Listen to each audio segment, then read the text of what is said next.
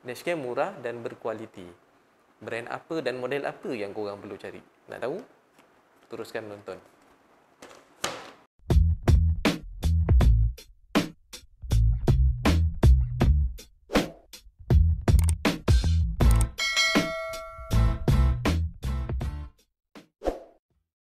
Hari ni aku nak buat unboxing dan juga review berkenaan dengan G Dashcam yang aku baru beli ni. Tak pasang lagi pun. Tapi aku dah unboxing sebelum ni, aku dah baca dia punya spek apa semua. Dan tanpa melengahkan masa lagi, jom kita tengok apa yang ada dalam ni. Dia ada satu macam ribbon kat sini, kau tarik keluar, lepas tu baru boleh buka macam ni lah. So apa yang ada dalam ni, dia bagi dashcam, dia bagi kabel sepanjang 11.5 kaki ataupun bersamaan dengan 3 meter, hampir pada 3 meter lah. Ini dia punya holder dekat cermin. Dia bagi kau punya charger ni lah. So boleh connect pada kabel. Dia bagi stiker. So stiker ni tujuannya apa? Marketing lah untuk dia. Tapi bagi aku tak salah pun kalau kau nak letak stiker ni dekat belakang kereta kau ataupun depan kereta. Tapi better belakang lah. At least orang tahu bahawa kereta kau ada dashcam. Jadi orang tak berani buat hal lah. Apa-apa kan orang record kan. So in the end akan menyebabkan orang lain lebih behave untuk bawa kereta. Ini dia bagi limited warranty untuk G punya products. Ini buku manual. Baca, jangan tak baca Lepas tu dia ada bagi micro SD adapter.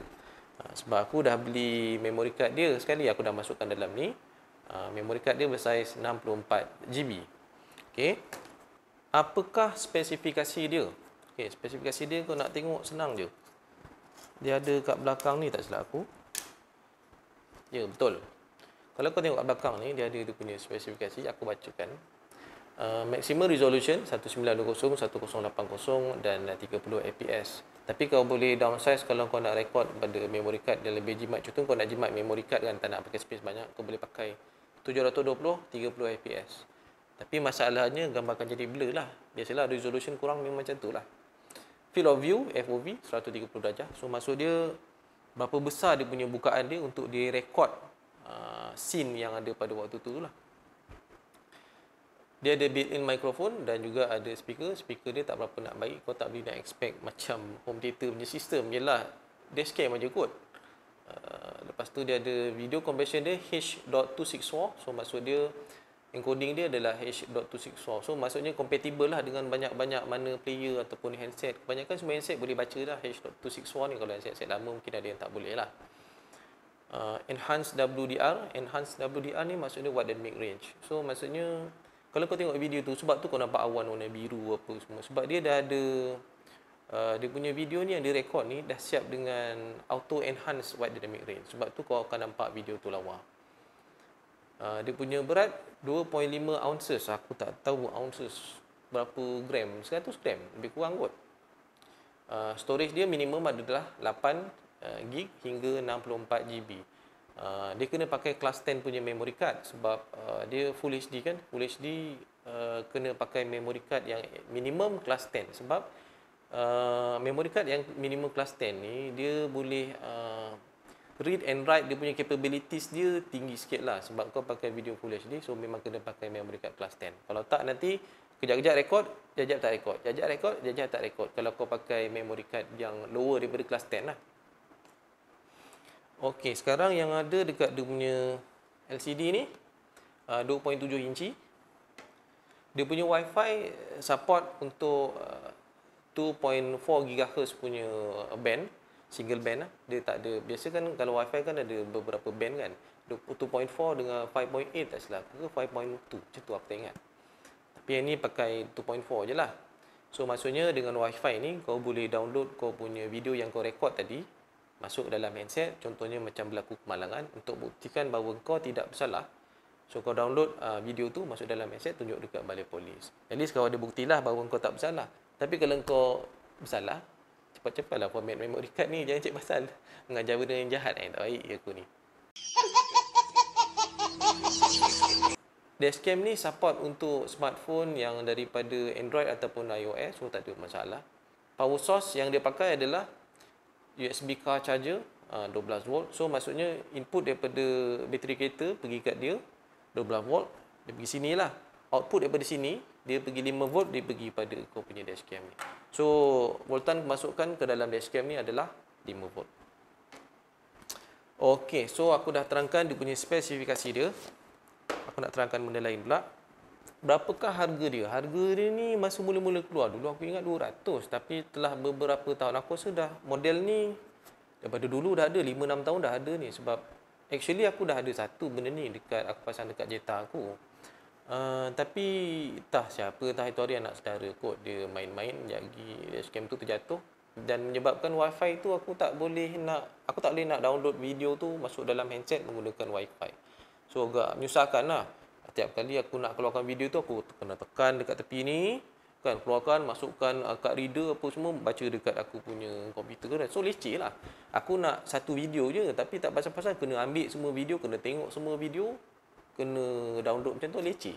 So aku terpaksa beli yang lagi satu, yang itu nanti aku akan masukkan dekat kereta Persona aku. Yang ini aku akan masukkan dekat Jetta lah. So cerita dia macam tu lah. So berbalik tadi, berapakah harga dia? Harga dia murah. Masa mula-mula keluar dulu 5-6 tahun dulu harga dia 200 lebih, tak silap aku 200 setengah. Sekarang ni tinggal RM125 sahaja untuk model yang ni, dan masih lagi ramai buyer sebab dia reliable, video dia cantik, orang boleh tengok dan masih boleh masih relevan lagi lah, senang cerita. So maksudnya kau masih boleh buktikan bahawa kau tak bersalah kalau berlaku kemalangan. Kalau berlaku lah, kita minta dijauhkan lah benda-benda macam ni. So 125 campur dengan kurier RM10.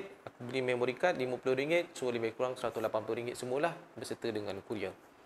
Beli dekat mana? Aku beli online je. Dekat Shopee pun harga sama RM125. Dekat Lazada pun harga dia RM125. Mostly aku tengok yang harga sama ni kedai yang sama lah. Kalau time offer memang RM125. Kalau time tak offer pun RM129 lah. Beza RM4 je, tak banyak pun bagi aku. So berbaloi untuk beli benda ni. Pada masa bilakah perlu onkan dashcam ni? Okay, once kau dah start kereta, kau dah pasang kabel apa semua ni kan, dia automatik dia akan on sendiri, dia akan record sendiri. Macam mana nak tahu? Okay, dekat sini ada dua LED. Merah tu maksudnya power on, dan orange tu maksudnya dia akan blinking, maksudnya dia tengah recording. So kalau kau nampak merah tapi tak ada color orange tu, so maksudnya dia tak recording lah, ada something wrong. Mungkin kau kena set ke, ataupun kau tak set untuk dia recording ke, aku no comment. So kau kena check kau punya setting balik. Tu kadang-kadang aku pun terlepas pandang juga bila dah berlaku kemalangan, baru check, alamak tak recording. Itulah yang jadi dengan dashcam yang pertama aku. So aku terpaksa beli yang baru sebab dia dah menunjukkan simptom untuk rosak.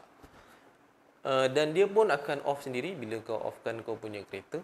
So no issue lah. Dekat dalam ni dia ada satu kapasitor. Kapasitor dia bertindak sebagai bateri. Sebab sebelum ni dashcam yang lama-lama sebelum ni dia menggunakan bateri. Lithium punya bateri kan, lithium ion punya bateri. Tapi masalahnya bila kau terlalu lama terdedah dengan panas, dia akan cair dan merosakkan board yang ada dalam ni. Dia akan merosakkan printed circuit board yang ada dalam ni. So end up kau boleh tahan 3-4 bulan je kau punya dashcam tu. Sebab macam mana aku dapat tahu? Well, sebelum ni aku banyak dah beli dashcam yang murah-murah, harga 100 lebih. Tak sampailah 10, tapi mungkin adalah 7-8 macam tu. Adalah. So aku learn something yang kat situ dengan harga yang agak mahal lah. Contohlah kalau kau beli yang mahal sekalipun, kau tak payah beli banyak-banyak kali kan. Tapi aku ni jenis yang curious, aku suka mengkaji. So even aku beli yang murah kena beli banyak kali pun aku no problem. Tapi janganlah jadi macam aku dah bagi solution kat korang terus je beli je ni kalau nak beli dashcam yang murah, yang reliable dan tahan. Dan dia ada 1 year warranty. Siapakah yang patut beli? Bagi aku zaman sekarang ni semua orang patut beli lah, senang cerita. Tak kira lelaki, perempuan ke, mak ke, nenek ke, atuk ke, memang semua kena beli. Sebab once bila kau berlaku kemalangan, panjang cerita nanti. Aku ambil satu contoh yang berlaku dekat dengan taman rumah aku ni. Masalahnya dia ni dia accident. Dia naik MyV. Biasalah MyV ke highway kan. Dia terlanggar motor. Budak motor tu mati tak silap aku. Tapi orang menyalahkan dia, mengatakan dia laju. Tu masalah mentaliti orang Malaysia ni. Bila nampak MyV dia rasa MyV yang bersalah. Itu aku nak perbetulkan mindset orang Malaysia ni. So jangan jadi macam tu. So kena siasat dulu lah apa-apa. So dia perlukan seseorang yang boleh jadi saksi. Lepas tu dia tanya juga dalam grup tu, dia tanya dalam grup taman ni, dia tanya ada tak siapa yang ada dashcam yang merekod kejadian tu. Lepas tu soalan aku agak pedas lah dalam grup tu. Aku cakap dashcam ada tak? Kenapa tak beli? Daripada awal dia tak jawab. So aku rasa dia mungkin terfikirlah, baru terfikir benda tu lah. Bagi aku MyV harga 40-50 ribu kau boleh beli. Takkanlah dashcam RM120 kau tak boleh beli. Malulah. Bila dah jadi masalah macam ni, orang akan kecam kau lah sebab nampak kau yang bersalah sedangkan kau tak bersalah. So sebelum benda jadi, baiklah korang beli dulu. Bukannya apa, untuk mengelakkan benda-benda fitnah macam ni lah. So itulah nasihat aku. Sekarang aku nak cerita bab positif dia. Nombor satu, video dia cantik. Memang cantik lah kalau compare dashcam yang lain yang sama harga macam ni. Kau jangan compare dashcam yang harga 400-500 tu. Of course lah dia punya sensor dia pun lain, dia punya chip pun lain. Of course lah dia punya video lagi cantik. Positif nombor dua, dia senang pasang. Kau masuk je terus lekat. Senang cerita, tak perlukan, ini bukannya rocket science. Kau perlukan banyak-banyak benda fikir nak pasang kan. Just pakai terus okey. Nombor tiganya, audio quality dia bagus. Kalau aku nak compare dengan 70 mic yang RM120 juga, aku rasa dia punya audio quality yang ni lebih baik daripada tu. Sebab aku pernah juga dengar 70 mic punya audio quality tak sebagus yang ni lah. At least ni bagus lagi lah bagi aku. Positif yang nombor 4 ialah dia tahan lama dan reliable. Even aku punya yang dah jatuh 3-4 kali tu pun sebab dia punya suction cup tu, bila panas dia terjatuh. Sebab suction cup aku dah pakai yang lain, yang original punya yang macam ni dah patah. Tak tahulah, repot kot. Dah 4 tahun 5 tahun dah kat kereta tu. So normal lah untuk RM125 dia berbaloi lah kalau kau beli. Maksud aku beli RM150. So mahal lagi. So macam ni dah murah sikit lah. So dah tercabut, jatuh. Tapi still masih boleh rekod lagi. Tak ada masalah. Kebanyakannya video-video yang dekat Sepang tu, aku pakai dashcam lama je. Tak ada masalah pun, boleh je rekod. Cuma masalahnya kau tak boleh nak download video tu menggunakan wifi masuk dalam handset kau je lah. Sebab dah rosak kan. Anyway tak apa, bagi aku small matter benda tu. Aku dah puas pakai benda tu pun. In terms of dia punya negatif dia ni besar. So agak protruding ataupun menonjol. So orang akan nampak kau pakai dashcam dan akan menyebabkan pencuri ni nak curi. Tapi setakat ni tak ada lagi lah kes orang curi dashcam. Sebab dashcam ni murah. Orang curi nak jual pun berapa je dapat. Kan saya silap orang tak beli pun takut rosak kan. Negatif nombor 2-nya ialah dia tak ada scraper untuk kau pasang kau punya kabel ni. Kalau beli dashcam yang mahal harga atas dalam 200 macam tu, dia akan bagi scraper warna kuning tu untuk kau tolak kabel tu masuk dalam sisi-sisi panel tu supaya kau mudahkan pemasangan kau punya dashcam ni lah. Tapi dia tak ada. Anyway, kau tak boleh nak expect banyak-banyak dia bagi sebab harga pun 125 je. What do you expect? Negatif nombor 3, dia ada, walaupun dia Full HD, tapi masalahnya dia 30 FPS sahaja. Dia tak ada 60 FPS. Ada upgraded version yang macam ni, sama je. Upgraded version lah, warna kelabu, bukan warna hitam ni, warna hitam. Dia boleh rekod 60 FPS. Yang itu lebih baik lah. Sebab apa? Gambar akan lebih sharp. Nombor plate kereta lain pun kau akan nampak lebih jelas. Tapi tak apalah, bagi aku selagi benda ni masih boleh menyelamatkan nyawa kau ataupun masih boleh dapat membuktikan bahawa kau tak bersalah, bagi aku no issue lah. Negatif nombor 4, dia tak ada GPS speed.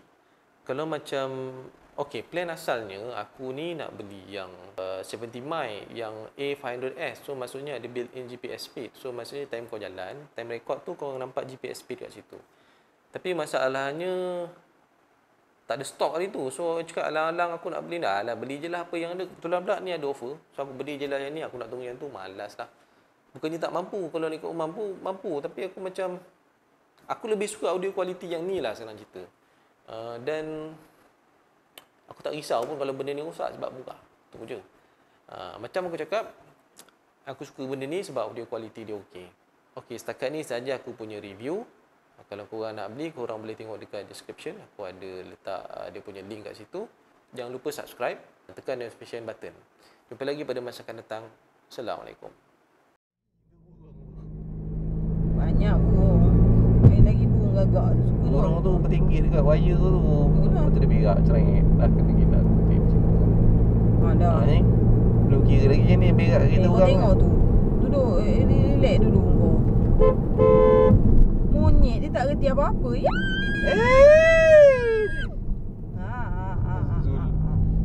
Zul ada tu. Zul naik motor pergi solat. Bangau. Pikul beras. Jangan bawa troli dah. Oh, ingat macam orang Melayu ke suka curi troli. Tu lah. Macam dekat Bukit Tinggi selalu macam tu. Balik daripada Giant, balik daripada apa? Giant lah so jadi mangsa. Pasal malam. Ini Jumaat. Siapa nak datang je? Tapi dia dah kena tutup. Sebab dia tak boleh buka kat depan nasib. Kenapa? Kan tadi ada bazar. Bila ada bazar, kita tak boleh buka masa malam.